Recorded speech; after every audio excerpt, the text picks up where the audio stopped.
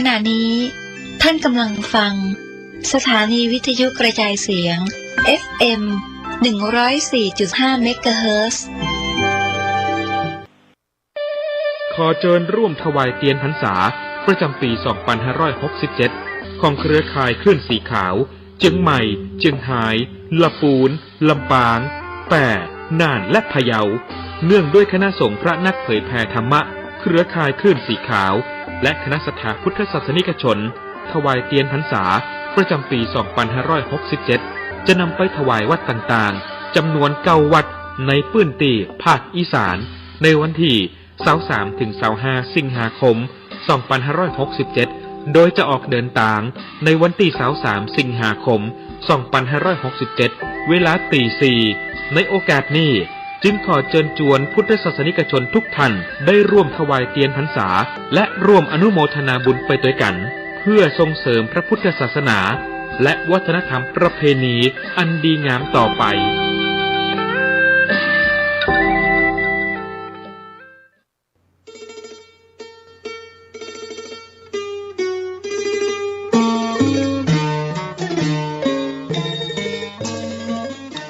ข่าวสารเพื่อการประชาสัมพันธ์ด้วยทางวัดชัยสถานป่าเศร้าน้อยตำบลสันปุเรอำเภอดอยสะเก็ดจังหวัดเชียงใหม่มีพระครูประภัชชัยคุณ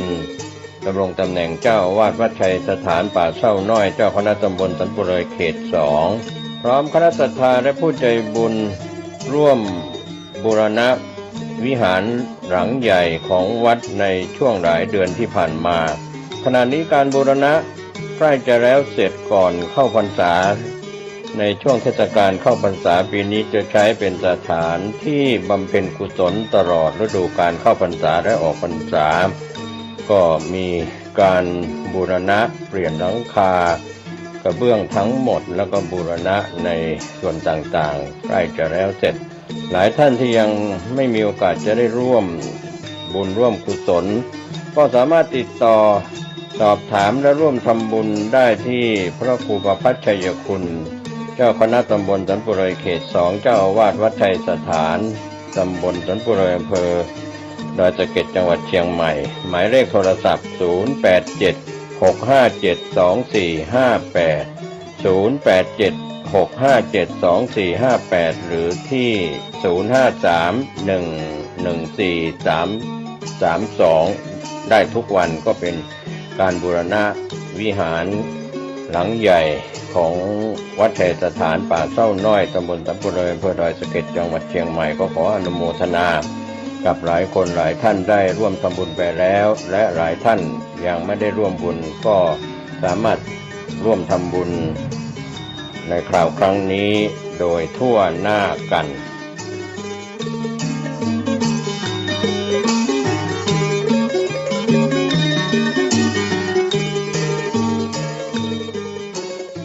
ขอความนอบน้อมของข้าพเจ้าจงมีแด่พระรัตนตรัยเจ้าสามการพระรัตนตรัยองค์ที่หนึ่งคือพระพุทธเจ้าพระรัตนตรัยองค์ที่สองคือพระธรรมเจ้าพระรัตนตรัยองค์ที่สามคือพระอริยสังฆเจ้าข้าพระพุทธเจ้าขอเคารพนบนอบกราบไหว้แตบไตรไวสาคุณพระรัตนตรัยเจ้าถึงสามประการด้วยความเคารพสักการะเป็นอย่างยิ่งขอถวายความเคารพพระมหาเถรานุเถระเจ้าคณะพระสังฆาธิการครูบาอาจารย์ตลอดถึงพระภิกษุหนุ่มสามเณรน้อยจุตนจุองค์ขอเจริญพรศรัทธาญาติโยมนักศีลนักบุญผู้ที่กำลังรับฟังรายการทุกท่านต่อจากนี้ไปอาตมาภาพขอนำสารธรรมคติธรรมชาดกธรรมในตามพระพุทธศาสนามามอบเป็นธรรมบรรณาการอาหารใจคือกับท่านสาธุชนนักศีลนักบุญผู้ที่กำลังรับฟังรายการอยู่รายการนี้ได้เป็นรายการที่ได้ดำเนินการมาเป็นเวลาหลายปี อาตมาภาพพระครูปริยัติกิจจาภิวัตร สำนักวัดพระสิงห์อำเภอเมืองจังหวัดเชียงใหม่ซึ่งก็ได้รับความอนุเคราะห์จากคลื่นสถานีวิทยุคลื่นพระพุทธศาสนาเป็นคลื่นสีขาวเป็นคลื่นที่มีประโยชน์ต่อศรัทธาประชาชนในการที่ได้อาราธนานิมนต์พระสงฆ์องค์ข้าเจ้าครูบาอาจารย์ได้น้อมนำเอาพระสัทธรรมคำสอนขององค์สมเด็จพระสัมมาสัมพุทธเจ้ามาแสดงมามาชี้แจงเพื่อกับท่านสาธุชนได้พินิจพิจารณาเมื่อท่านทั้งหลายได้พินิจพิจารณาแล้วก็จะบังเกิดความรู้ความเข้าใจในพระสัทธรรมคำสอนเหล่านั้นเมื่อเป็นที่เข้าใจได้ถูกต้องเราก็จะช่วยกันนำพระธรรมคำสอนเหล่านั้นมาประพฤติปฏิบัติเมื่อประพฤติปฏิบัติแล้วก็จะก่อให้เกิดประโยชนะตั้งจิตตั้งใจตั้งสติปัญญาปารมีธรรมเมื่อได้ประพฤติปฏิบัติแล้วก็จะก่อให้เกิดเป็นผลตรงนี้ก็ก่อให้เกิดอย่างน้อยก็ทำให้ผู้ฟังนั้นได้เกิดสติปัญญาสุสังละพเตปัญญังการฟังตีดีการมีสติปัญญาพิจารณาถึงเนื้อหาสาระธรรมเหล่านั้นก็จะก่อให้เกิดความรู้ความเข้าใจแล้วก็จะเป็นความที่มีจิตใจแช่มชื่นเบิกบานโดยพลานิสงส์ของการได้รู้การก็ได้เข้าใจการได้ประพฤติปฏิบัติในพระธรรมทั้งหลายเหล่านั้นเมื่อได้ประพฤติปฏิบัติจนเกิดความเข้าใจแล้วก็จะได้ช่วยกันเอาพระธรรมคำสอนเหล่านั้นไปเผยแผ่ไปไปบอกหรืออย่างน้อยก็ได้ประพฤติเป็นตัวอย่างเป็นแบบอย่างที่คนทั้งหลายได้หันเมื่อคนทั้งหลายได้หันอย่างน้อยเฮาก็ได้ชี้แจงได้บอกได้กล่าวว่าผลการประพฤติปฏิบัติธรรมมันเป็นความดีงามเป็นเกียรติเป็นศักดิ์ศรีได้ยกระดับจิตใจให้สูงขึ้นได้เป็นแบบอย่างเรียกว่าเป็นคุณงามความดีเป็นกลิ่นหอมที่เกิดจากการประพฤติปฏิบัติได้ฟุ้งกระจายไปคือคนทั้งหลายได้รู้ว่าบุคคลคนนี้เป็นคนดีเป็นคนที่น่านับถือเป็นคนมีเกียรติแล้วก็สิ่งหนึ่งอันจะเกิดตัวมาหลังจากที่ได้ประพฤติปฏิบัติได้เป็นตัวอย่างได้เป็นแบบอย่างได้เป็นบุคคลที่คนทั้งหลายนับหน้าถือตาเพราะคุณงามความดีบุคคลที่ได้ถูกนับถือถูกยกย่องเป็นตัวอย่างที่ดีเพราะเกิดจากการปฏิบัติธรรมนั้นบุคคลคนนั้นเมื่อได้เป็นถึงลักษณะแบบนี้ก็ถือว่าได้มีกำลังปัญญามีกำลังกายมีกำลังสติปัญญาที่จะเชิญชวนชักชวนเป็นผู้นำในการที่จะให้คนทั้งหลายได้มาร่วมบุญร่วมกุศลหรือเป็นผู้นำทางด้านจิตวิญญาณเป็นผู้นำที่จะนำทางมัคคานายกเป็นผู้นำต่างศีลต่างธรรมแล้วก็จะก่อให้เกิดพลังสามัคคีขึ้นเมื่อมีเหตุการณ์ใดเหตุการณ์หนึ่งเกิดขึ้นในทางพระพุทธศาสนาบุคคลผู้นี้ในฐานะที่เป็นผู้ที่มีชื่อเสียงคนนับหน้าถือตาก็จะจะเอ่ยสิ่งใดคนทั้งหลายก็เชื่อเพราะเชื่อนั้นเชื่อจากการประพฤติปฏิบัติในทางที่ถูกต้อง เชื่อที่บุคคลคนนั้นได้เป็นตัวอย่างที่ดีได้เป็นคนดีได้เป็นที่นับนาถือตาอันเกิดจากข้อวัดปฏิบัติธรรมเป็นในเรื่องที่ดีอันนี้ถือว่าเป็นเรื่องราวที่เฮาตั้งหลายนะเกิดจากการสะสมบารมีธรรมเกิดจากการฟังน้ำฟังธรรมจากครูบาอาจารย์เกิดจากการศึกษาเราเรียนเกิดจากการประพฤติวัดปฏิบัติธรรมในทางที่ถูกต้องที่เป็นไปตามคำนองครองธรรมที่เป็นไปตามคำสอนของครูบาอาจารย์เป็นไปตามพระธรรมคำสอนที่พระพุทธองค์ได้ทรงสอนไว้อันนี้ก็เกิดได้ท่านสาธุชนทุกท่านเนอะบอกว่าจะอยู่ที่ไหนเมื่อได้ฟังน้ำธรรมคำสอนแล้วก็ได้ประพฤติปฏิบัติในทางที่ถูกต้องที่เฮาได้ประพฤติวัดปฏิบัติธรรมในทางที่ถูกต้องเพราะเฮาได้ยินได้ฟังมานักเมื่อได้ยินได้ฟังแล้วก็เกิดความรู้ตามที่ว่ามาท่านสาธุชนทั้งหลายบุคคลทุกคนในโลกนี้มีความปรารถนามีความน่าใคร่น่าพอใจในการที่เป็นของที่หาได้ยากในโลก5ประการเราก็จะหันมาเป็นสิ่งที่เป็นความจริงคนทั้งหลายในโลกนี้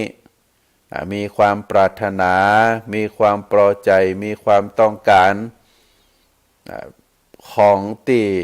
หาได้ยาก5ประการอันได้แก่อายุวันนะสุขยศและก็สวรรค์อายุวันนะสุขยศสวรรค์5สิ่ง5ประการนี้ทุกคนมีความมุ่งมั่นปรารถนาที่จะมีอายุยืนปรารถนาที่จะมีวันนะผ่องใสมีชื่อเสียงมีเกียรติยศปรารถนาที่จะให้ตัวเองนั้นมีความสุขปรารถนาที่ให้ตัวเองนั้นเป็นผู้มียศถาบรรดาศักดิ์เป็นที่ไว้หน้านับหน้าถือตาของคนทั้งหลายและก็ปรารถนาอยากจะไปปฏิสนธิเป็นอุบัติอุบัติเกิดขึ้นในสวงสวรรค์ปรารถนาที่จะให้ความเป็นอยู่ของตนเองนั้นดีขึ้นธรรมะถึง5ประการนี้หมู่เฮาตั้งหลายบ่ได้กล่าวว่าจะมีได้โดยการอ้อนวอนโดยการสร้างความปรารถนาถ้าการจะได้ธรรมะ5ประการนี้จะมีได้โดยการอ้อนวอนหรือเพียงตั้งความมุ่งมั่นปรารถนาเอาไว้เชื่อว่าภายในโลกนี้ก็พลาดขาดมาได้ทุกคนจะต้องได้เหมือนเดียวกันหมดในทางพระพุทธศาสนานั้นได้กล่าวว่าอริยสาวกผู้ปรารถนาอายุบ่ควรจะอ้อนวอนหรือมัวเพลิดเพลินกับอายุเพราะหันแก่อายุแต่อริยสาวก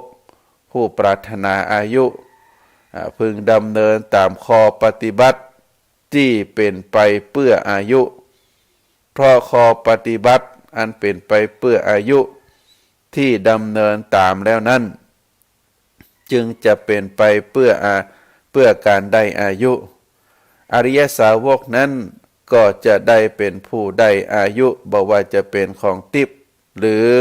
เป็นของมนุษย์ข้อความตรงนี้ก็เป็นเครื่องยืนยันเป็นพุทธดำรัสที่พระพุทธองค์ว่าไผก็แล้วแต่โดยเฉพาะพระอริยสาวกทั้งหลายถ้ามีความมุ่งมั่นปรารถนาอายุ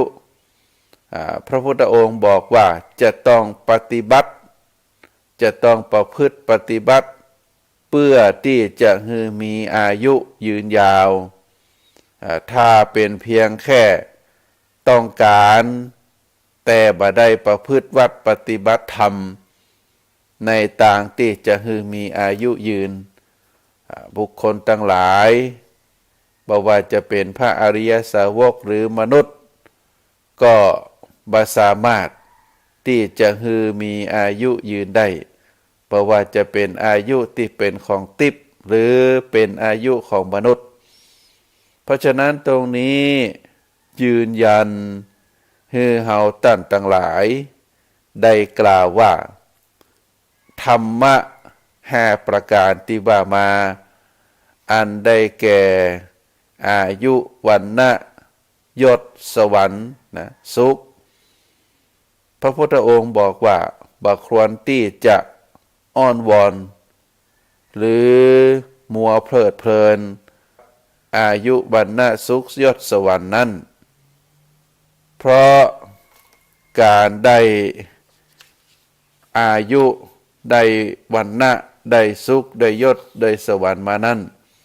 จะต้องได้มาด้วยการปฏิบัติประพฤติปฏิบัติด้วยตัวเองบ่ได้มาเพราะเพียงแค่อ้อนวอนหรือตั้งความมุ่งมั่นปรารถนาต่ออันจะต้องลงมือปฏิบัติจะต้องลงมือปฏิบัติการได้ลงมือปฏิบัติเพื่อที่จะก่อให้เกิดผลมีอายุมีวรรณะมีความสุขมียศมีสวรรค์นั้นต้องแลกด้วยสติปัญญาต้องแลกด้วยกำลังกายต้องแลกด้วยกำลังใจจึงจะเป็นที่ถูกต้องแต่ถ้าหากว่าบุคคลคนใดบ่ว่าจะเป็นพระอริยะหรือเป็นบุคคลมนุษย์ทั่วไปถ้าต้องการอายุต้องการวรรณะต้องการจะมีความสุขต้องการยศถาบรรดาศักดิ์ต้องการสวรรค์บุคคลคนนั้นก็จะต้องได้กระท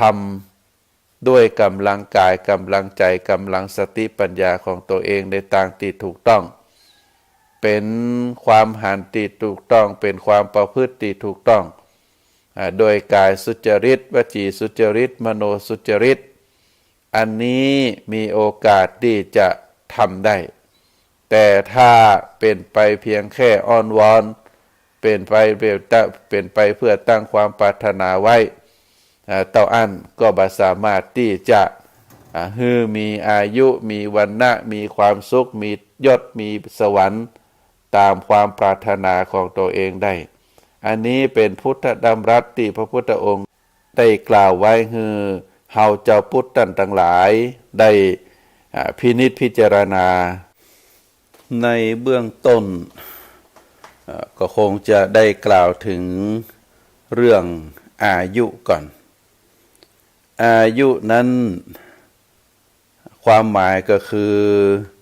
เวลาที่ดำรงชีวิตอยู่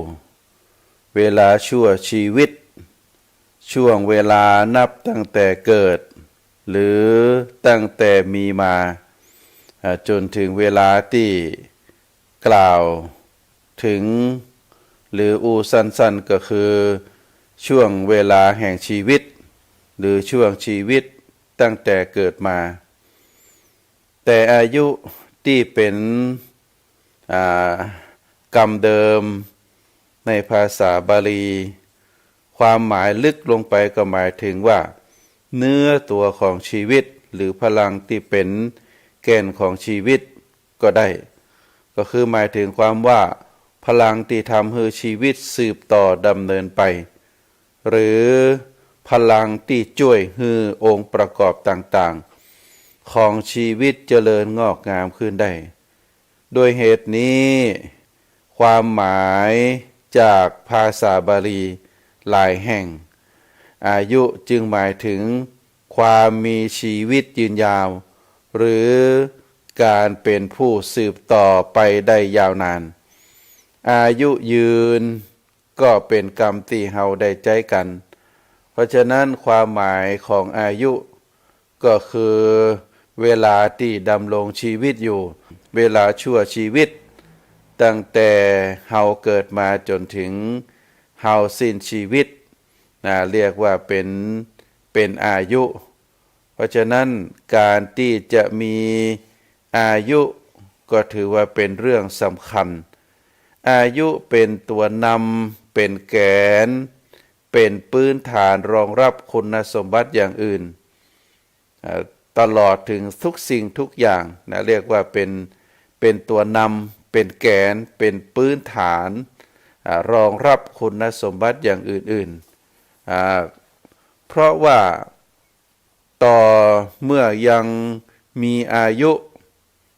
มีชีวิตเป็นไปอยู่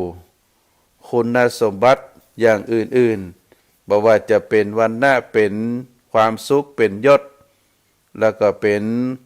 ความไร้โรคเป็นต้นก็จะมีได้และจึงจะบังเกิดขึ้นแก่ผู้นั้นได้ก็เพราะฉะนั้นอายุก็คือพลังขับเคลื่อนชีวิต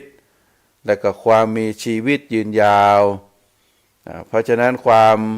ที่มีอายุยืนยาวจึงเป็นธรรมะข้อแรกที่คนทั้งหลายมีความมุ่งมา่ปรารถนาท่านสาธุชนทั้งหลายข้อวัดปฏิบัติที่จะทำให้มีอายุยืน หรือเรียกอีกอย่างหนึ่งก็คือปฏิปทาอันเป็นไปเพื่อการให้มีอายุหรือการได้อายุนั้นท่านจำแนกออกเป็นสองด้านที่หนึ่งก็คือส่วนร่างกายหรือที่เราเรียกว่าเป็นรูปธรรมกับแห่งด้านหนึ่งก็เป็นทางด้านจิตใจหรือเป็นฝ่ายนามธรรมทางด้านรูปธรรมอายุย่อมอาศัยความมีร่างกายสมบูรณ์แข็งแรงมีสุขภาพดีบ่มีโรคร้ายเบียดเบียนหรือมีโรคเบาบางการหู้จักบำรุงร่างกายอย่างบัดใจปรนเปรอการระมัดระวังรักษาสุขภาพการป้องกันและก็การบำบัดโรคการหู้จักบริโภคปัจจัยเรียกว่าปัจจัย4และปฏิบัติต่อสิ่งแวดล้อมโดยการใช้ปัญญาอย่างที่เรียกว่าเป็นโยนิโสมนสิการอันนี้เป็นเรื่องที่เราได้คนที่มีอายุยืนได้ประพฤติปฏิบัติกันในเรื่องของด้านรูปธรรมก็คือการมีร่างกายแข็งแรงมีสุขภาพดีบ่มีโรคร้ายเบียดเบียนหรือมีโรคเบาบางการหู้จักบำรุงร่างกายอย่างพอดีบัดใจอย่างปลนเปลือการระวังรักษาสุขภาพการป้องกันและก็การบำบัดโรคการหู้จักบริโภคปัจจัย4และปฏิบัติต่อสิ่งแวดล้อมที่เกี่ยวข้องกับตัวเฮาโดยใช้ปัญญาพิจารณาอย่างแยบคายอันนี้เป็นเรื่องของการดูแลสุขภาพทางด้านร่างกายในทางพระพุทธศาสนาท่านมองหันความสำคัญของการรักษาสุขภาพทางกายเพื่อที่จะดำรงอายุไว้โดยถือว่าเป็นส่วนประกอบอย่างหนึ่งของชีวิตที่ดีในระดับที่เรียกว่าเป็นสัมมาทิฏฐิเรียกว่าสมาธิเรียกว่าทิฏฐิธรรมิกทะประโยชน์ทิฏฐิธรรมิกทะประโยชน์ก็คือประโยชน์ในปัจจุบัน ตัวอย่างพุทธโอวาทที่ประทานแก่พระเจ้าแผ่นดินแคว้นโกศลพระพุทธองค์นั้นได้กล่าวในเรื่องนี้แก่พระเจ้าประเสนทิโกศลซึ่งพระเจ้าประเสนทิโกศลนั้นมักจะเสวยพระกายอาหารมากเมื่อไปเฝ้าพระพุทธเจ้าก็มีการประทับนั่งที่อึดอัดทั้งพระวรกายก็อุ้ยอ้ายพระพุทธองค์ทรงประสงค์จะอนุเคราะห์ จึงตรัสแนะนำโดยพุทธโอวาท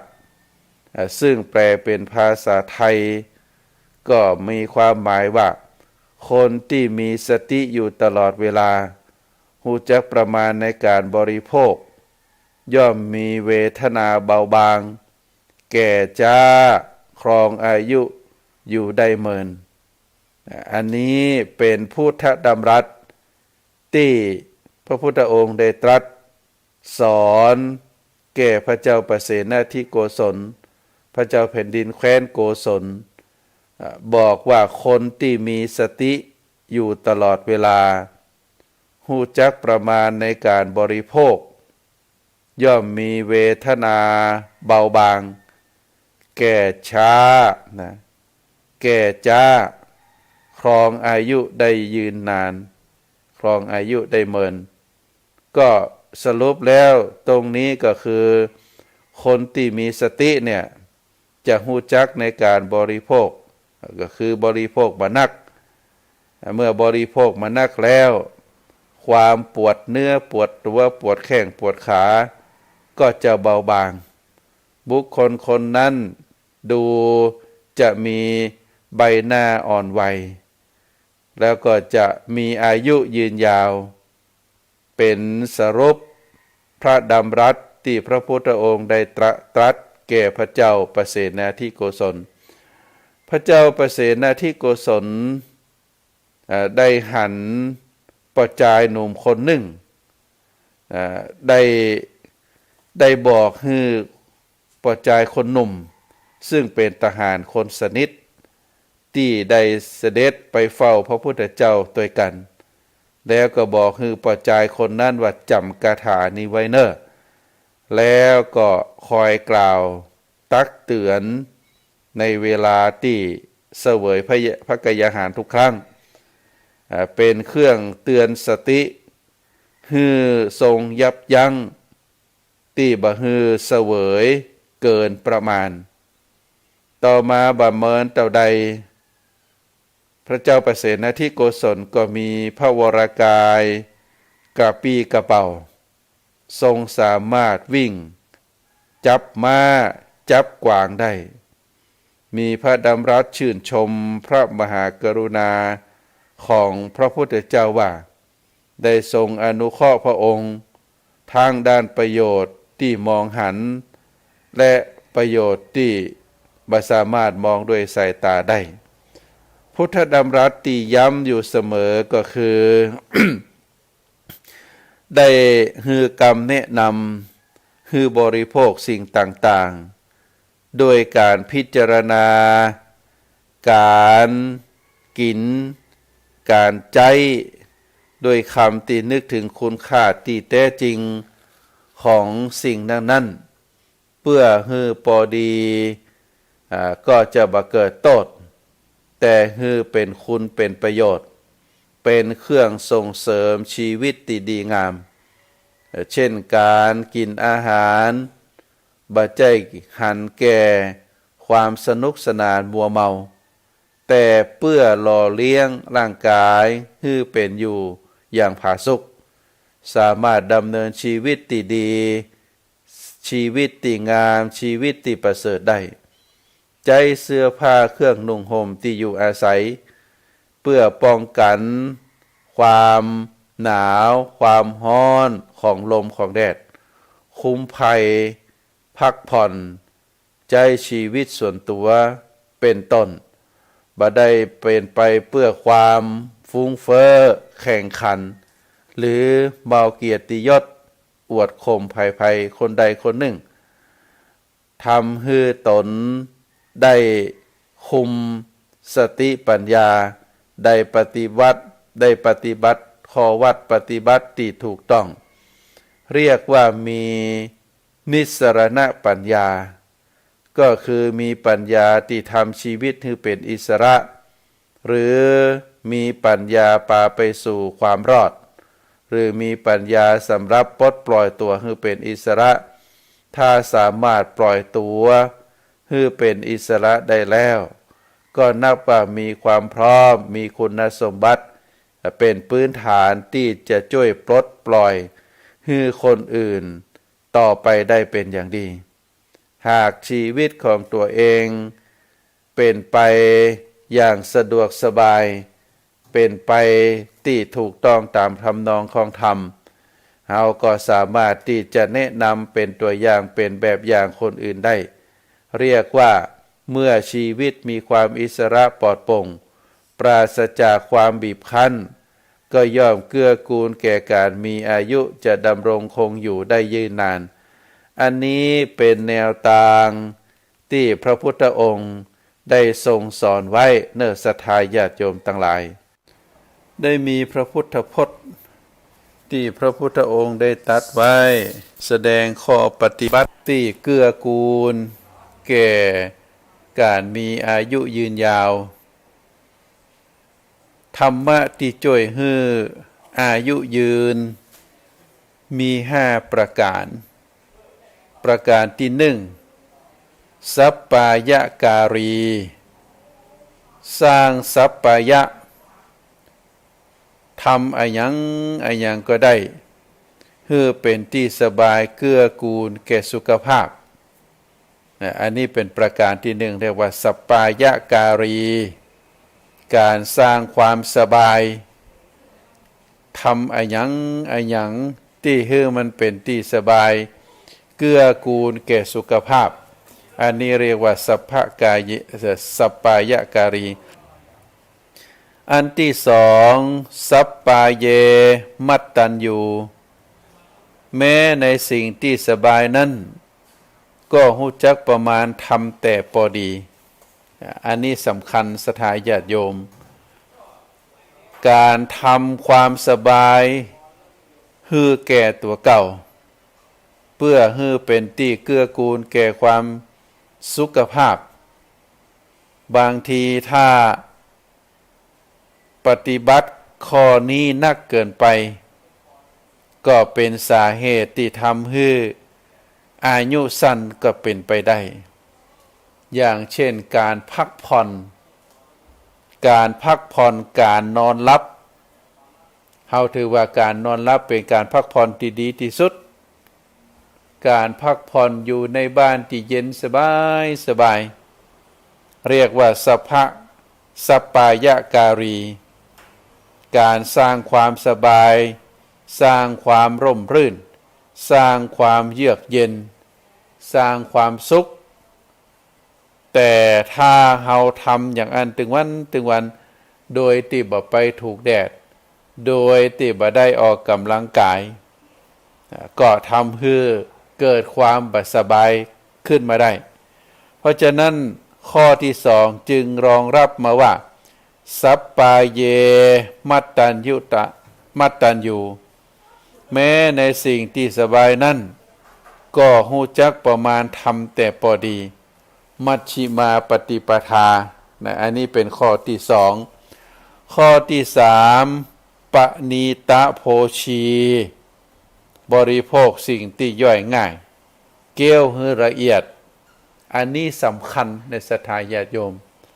บางคนติดพฤติกรรมกินเวยกินมุมมาม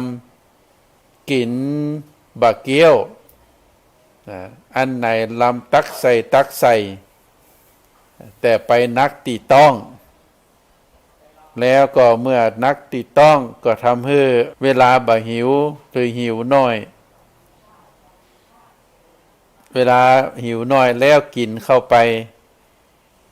ร่างเกินความต้องการของร่างกายนะเกินความจำเป็นความต้องการของร่างกายก็จะทำให้บรรดาสิ่งที่เรากินเข้าไปนั่นกลายเป็นน้ำตาลกลายเป็นไขมันทำให้อ้วนเมื่อทำให้อ้วนแล้วก็ย่อมจะเกิดความลำบากให้แก่ร่างกายเหมือนกับที่ได้กล่าวมาก็คือพระเจ้าประเสนาธิโกศลพระเจ้าแผ่นดินแคว้นโกศลเป็นคนกินข้าวลำแล้วก็เวลาไปนั่งฟังธรรมก็นั่งรับพระพุทธเจ้าได้มีความฮักต่อพระเจ้าประเสนาธิโกศลก็จึงได้ตรัสบอก คือการรับประทานหรือการบริโภคการเสวยภัยกยาหารคือเสวยแต่พอดีเมื่อเสวยแต่พอดีทำให้ร่างกายแข็งแรงบาดเจ็บป่วยแล้วก็มีอายุยืนตัวพระเจ้าประเสริฐนะที่กุศลเคารพเจียวฟังพระพุทธเจ้าก็ได้สั่งลูกน้องคนสนิทบอกว่าเวลาทำการบริโภคอาหารอยู่เสวยอาหารอยู่ต้องช่วยเตือนช่วยนับว่าเฮากินเข้าไปกี่กรัมพอครบจำนวนแล้วก็ต้องวางจรวางทุกสิ่งวางทุกอย่างเมื่อได้ปฏิบัติเป็นลักษณะแบบนี้ก็ทำให้พระองค์นั้นมีน้ำหนักลดลงเมื่อมีน้ำหนักลดลงก็ทำให้วิ่งทำให้เดินคล่องแคล่วก็เกิดความสุขใจความสบายใจอย่างเป็นต้นเพราะฉะนั้นการบริโภคอาหารที่ย่อยง่ายถ้าเป็นเนื้อสัตว์ก็คือพวกปลานะถ้าเป็นเนื้อสัตว์ก็เป็นพวกปลาก็เป็นสิ่งที่ย่อยง่ายย่อยง่ายแต่ถ้าเป็นเนื้อก็ย่อยค่อนข้างยากประการที่สี่กาลจารีปฏิบัติตนให้เหมาะในเรื่องเวลาฮู้จักการจัดเวลาทำพอดีเวลาความหมายข้อนี้ที่จะทำให้อายุยืนก็เรื่องการปฏิบัติตนให้พอเหมาะในเรื่องเวลาคำว่าเรื่องเวลานี้ก็คือตรงเวลาศรัทธาญาติโยมกินข้าวเจ้าตื่นมาแล้วจะไปฟังกินเตื้อกินข้าวเจ้าก็ต้องประมาณ7 โมงกินข้าวแม่ตอนก็ตั้งแต่ประมาณ11 โมงเกิ่งไปจนถึงเที่ยงเกิ่งข้าวอาหารเย็นก็ฮือกินก่อนทุ่มกินประมาณกินจะไปนักถ้าประพฤติปฏิบัติอย่างเป็นประจำเรียกว่าตรงเวลานอนก็ตรงเวลากินก็ตรงเวลาทำการทำงานก็ตรงเวลากาลจารีปฏิบัติตนให้เหมาะในเรื่องเวลาอันนี้ถือว่าเป็นข้อที่สี่ทำให้คนที่มีอายุยืนถ้าหากว่าคนไหนบ่ได้ทำประพฤติปฏิบัติตามกาลเวลาวันนี้กินข้าวเจ้า7 โมงวันพุธกินข้าวเจ้า8 โมงวันฮือกินข้าวเจ้า6 โมงหรือตี 5อย่างเป็นต้นอาหารกลางวันก็เหมือนเดียวกันอาหารเย็นก็เหมือนเดียวกันอาหารเย็นนักโภชนาการเปิ้นได้เตือนบอกว่าแมลงเฮากินเข้าไปแล้วเฮาไม่ได้ไปใช้พลังงานอย่างมีแต่นอนเมื่อนอนแล้วก็ทำให้ไขมันไปสะสมพอกพูนน้ำหนักขึ้นเพราะฉะนั้นอาหารตอนแมลงนี้ถ้าบ่จำเป็นก็บ่ต้องกินก็กินให้พอดีกินบ่นักก็ถือว่าปฏิบัติข้อวัดปฏิบัติข้อนี้อย่างสม่ำเสมอก็จะทำให้อายุยืนนะตามที่กล่าวมาข้อสุดท้ายพรหมจารีฮู้จักถือพรหมจรรย์นะฮู้จักถือพรหมจรรย์ตามควรคำว่าพรหมจรรย์ก็คือการเว้นจากการเสพกามก็เป็นข้อสุดท้ายข้อที่5จะต้องเว้นจากการเสพกามการประพฤติปฏิบัติธรรมนอนวัดแล้วก็คณะที่นอนวัดก็พยายามฝึกจิตฝึกใจถ้าเป็นลักษณะแบบนี้ก็ถือว่า ฮู้จักถือพรหมจรรย์ตามควรท่านสาธุชนทั้งหลายแม้ว่าการบริหารคือการปฏิบัติตนในด้านกายจะเป็นสิ่งสำคัญแต่กายก็เป็นเพียงส่วนหนึ่งของชีวิตที่ว่ามานี้ถึง5ประการนี้เป็นการบริหารคือปฏิบัติตนในทางด้านกายแต่ว่ากายก็เป็นเพียงส่วนหนึ่งของชีวิตชีวิตนั้นประกอบไปด้วยรูปและก็นามต้องมีทั้งกายและก็จิตจึงจะมีชีวิตอยู่ได้และกายกับจิตนั้นย่อมสัมพันธ์ต้องอาศัยส่งผลซึ่งกันและกันในการที่จะมีอายุยืนนอกจากจะระวังรักษาและบำรุงร่างกายแล้วก็จะต้องมีข้อปฏิบัติทางด้านจิตใจตัวเองคือจะต้องรู้จักระวังรักษาบำรุงจิตใจของตัวเก่าเครื่องระวังรักษาบำรุงจิตใจก็คือคุณธรรมนั่นเองการฝึกอบรมจิตใจและก็การเจริญปัญญาในบรรดากุศลธรรมที่เกื้อกูลแก่อายุนั้นข้อที่มีผลนักโดยตรงอันได้แก่เมตตาและก็กรุณาคือความฮักความปรารถนาดีมีไมตรีคิดจะช่วยเหลือเกื้อกูลปราศจากความพยาบาท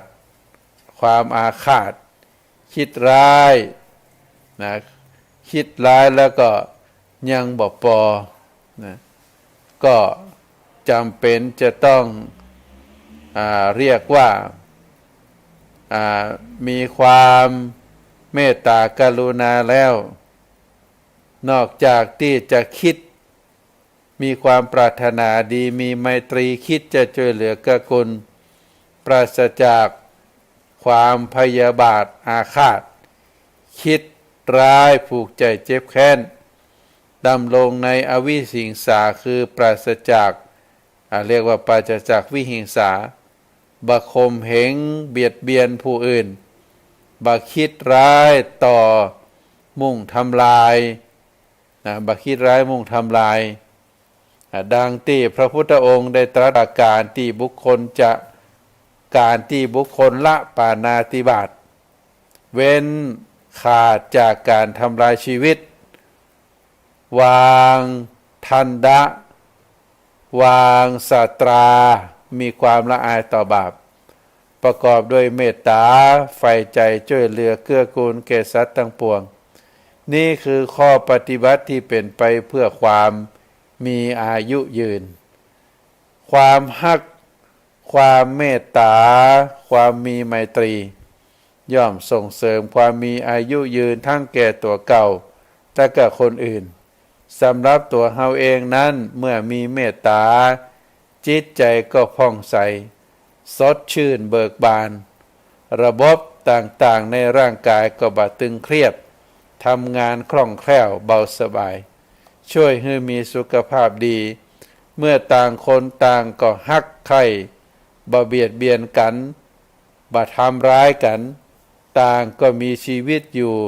ได้ยืนยาวเท่ากับการช่วยเหลือซึ่งกันและกันให้มีอายุยืนไปตัวยิ่งกว่านั้นเมื่อมีเมตตามีกรุณาหันมาเอื้อเฟื้อเผื่อแผ่อุดหนุนส่งเสริมส่งเสริมกันและกันคนที่สมควรได้รับความช่วยเหลือก็มีคนช่วยเหลือเช่นคนที่ขาดแคลนก็ได้รับการแบ่งปันโดยการให้อาหารปัจจัยยังชีพอย่างอื่น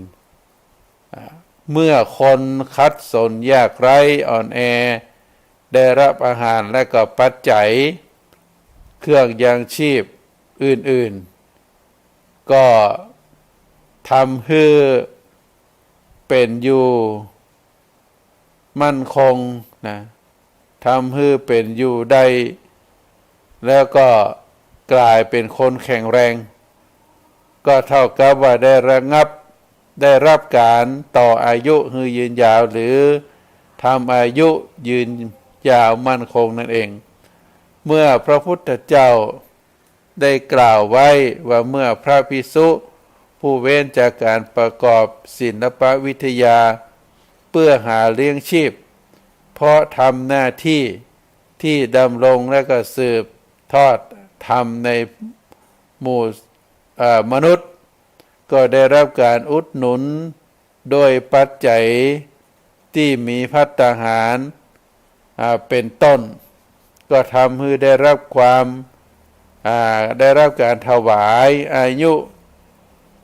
ให้สามารถบำเพ็ญกิจของผู้ดำรงและก็สืบทอดธรรมอยู่ได้ตลอดไปส่วนต่างฝ่ายผู้ฮือหรือผู้บำรุงอุดหนุนนั่นก็ชื่อว่าได้ประกอบคุณงามความดีได้ประกอบคุณงามความดีที่เป็นกุศลกรรมซึ่งทำให้เกิดความปีติยินดี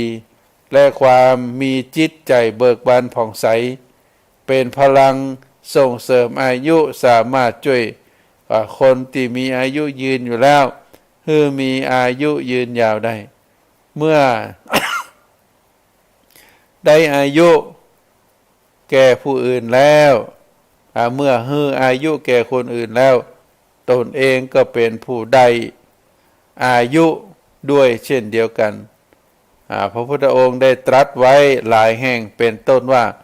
ดูก่อนภิกษุทั้งหลายผู้ให้เมื่อให้อาหารชื่อว่าให้ฐานะสังห้าประการแก่ผู้รับคือให้อายุให้วรรณะให้สุขให้พละให้ปฏิภาณคันได้อายุแล้วก็เป็นผู้มีส่วนได้อายุอย่างนี้เป็นต้นเพราะฉะนั้นท่านสาธุชนทั้งหลายเมื่อคนทั่วไปหรือคนส่วนใหญ่มีไมตรีจิตฮักใคร่ปรารถนาดีต่อกันกระแสจิตเมตตาก็จะแผ่เอิบอาบซึมซาบกระจายไปทั้งทั่วสังคมบันดาลให้เกิดความสุขรู้สึกร่มเย็นแผ่ปกคลุมอยู่แล้วจะไปไหนทำเรื่องอะไรหยังก็บ่ต้องคอยเสียวสะดุ้งหวาดระแวงในภาพเช่นนี้ชีวิตด้านกายก็ปลอดภัยจิตใจก็มีสุขภาพสมบูรณ์แข็งแรงก็เป็นบุญเป็นกุศลทั้งนั้นการที่ได้ได้เอ่ยในวันนี้ก็เพื่อที่จะให้ท่านทั้งหลายได้เข้าใจในส่วนการพัฒนาตัวเฮาให้มีอายุยืนท่านสาธุชนทั้งหลายเมื่อคนส่วนใหญ่เป็นคนมีไมตรีจิตฮักใคร่ปรารถนาดีต่อกันกระแสจิตเมตตาก็แผ่เอิบอาบซึมซ่านกระจายไปทั่วทั้งสังคมบันดาลให้เกิดความสงบสุขความรู้สึกร่มเย็นแผ่ปกคลุมทั่วไปจะไปไหนจะทำอะไรหยังก็บ่ต้องคอยเสียวสะดุ้งหวาดระแวงในสภาพเช่นนี้ชีวิตด้านกายก็จะปลอดภัยจิตใจก็มีสุขภาพพลานามัยสมบูรณ์นับว่าเป็นสุขภาพอุดมคติของเรียกว่าเป็นสภาพอุดมคติสังคมที่ทางพระศาสนาจะชี้แนะให้คนนึกถึงเพื่อเป็นการกระตุ้นเตือนให้ปากันประพฤติธรรมซึ่งหากเปลี่ยนไปได้เช่นนี้คนตั้งหลายก็จะมีอายุยืนยาวทั่วไปและจะมีอายุยืนยาวนักยิ่งขึ้นได้ผลยิ่งกว่าการเอายาชูกำลังที่เป็นซื้อมาขยายชีวิตซึ่งก็เป็นเรื่องที่เฮาท่านทั้งหลายต้องดูแลร่างกายของเฮาให้อยู่ได้อย่างใดก็ตามแม้ว่าความมีอายุยืนจะเป็นสภาพที่น่าปรารถนาอย่างยิ่ง แต่ในต่างธรรมท่านบ่ได้ถือว่าความมีอายุยืนนั้นเป็นตัวตัดสินคุณค่าที่แท้จริงของชีวิตเครื่องตัดสินคุณค่าที่แท้จริงนั้นอยู่ที่ว่าระหว่างที่อายุยังทรงอยู่บ่ว่าจะสั้นหรือยาวก็ตามบุคคลได้ใช้ชีวิตนั้นอย่างใด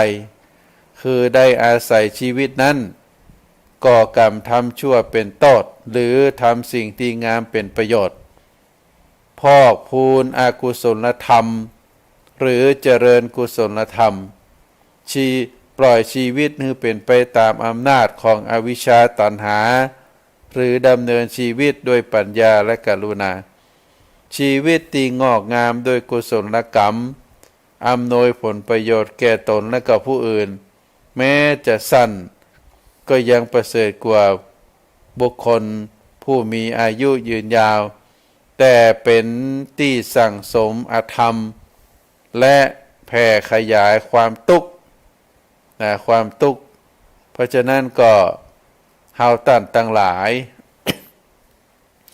ในฐานะที่เป็นเจ้าพุทธ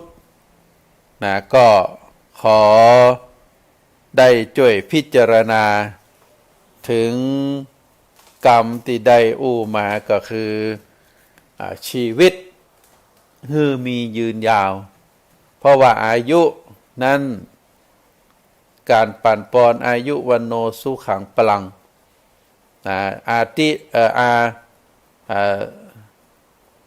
อายุวันโนสุขังพลังนั่นอันดับแรกอู้ถึงอายุก่อนแล้วก็พระสงฆ์องค์ข้าเจ้าก็ได้ใจแนวทางพระพุทธศาสนาได้ปฏิบัติตามหลักคำสอนของพระพุทธศาสนาก็ทำให้ได้พบทางตอนเจ้าออกรับอาหารบิณฑบาตตอนบ่ายมาก็ได้ช่วยงานพระศาสนาตอนแมลงมาก็ได้ทำวัดสวดมนต์ปฏิบัติธรรมก็ถือว่าได้ยึดถือแนวทางคำสอนขององค์สมเด็จพระสัมมาสัมพุทธเจ้าเป็นข้อวัดปฏิบัติธรรมก็ถือว่าได้สิ่งที่เฮาท่านทั้งหลายควรจะรำลึกนึกถึงคุณงามความดีของบุคคลที่ได้ยกตัวอย่างมาก็ถือว่าเป็นบุญเป็นกุศลเป็นคุณงามความดีเฮาจะได้ช่วยกันรักษาต่อยอดคือพระพุทธศาสนานั่นกูอยู่กับเมืองไทยไปตลอดชีวิตก็ขอฝากสารธรรมคือท่านสาธุชนได้พินิจพิจารณาถึงเรื่องราวที่ได้อู้เอ่ยมาโดยเฉพาะการที่เฮาท่านทั้งหลายได้ตั้งจิตตั้งใจทำคุณงามความดีประวัติในส่วนของอยู่ที่เรียกว่าได้ประพฤติวัดปฏิบัติธรรมในสิ่งที่ดีก็ขออนุโมทนาสุดท้ายนี้ก็ขออ้างเอาคุณพระศรีรัตนตรัยคุณพระพุทธคุณพระธรรมคุณพระสงฆ์คุณงามความดีได้ปกห่มรักษาท่านสาธุชนทั้งท่านทุกท่านให้มีความสุขมีความเจริญนิราคาแคล้วจากทุกโศกโรคภัยพยันตรายทั้งหลายทั้งมวลขอเจริญพร